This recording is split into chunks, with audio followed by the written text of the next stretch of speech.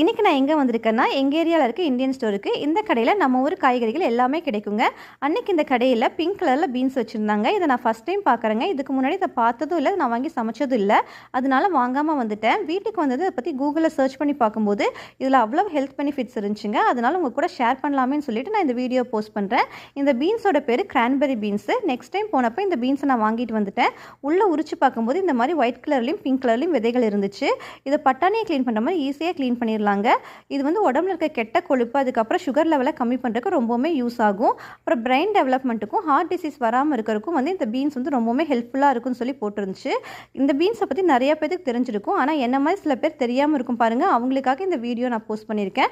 கண்டிப்பாக next time இந்த பீன்ஸை நீங்கள் பார்த்தீங்கன்னா வாங்கி யூஸ் பண்ணுங்கள். ஒரு கப் குக்டு கிரான்பெரி பீன்ஸில் இவ்வளவு ப்ரோட்டீன்ஸ், அதுக்கப்புறம் கார்போஹைட்ரேட்ஸ் எல்லாமே இருக்குது. இந்த வீடியோ உங்களுக்கு பிடிச்சிருந்தா என் சேனலை மறக்காமல் சப்ஸ்கிரைப் பண்ணுங்கள், லைக் பண்ணி ஷேர் பண்ணுங்கள். தேங்க்ஸ் ஃபார் வாட்சிங்.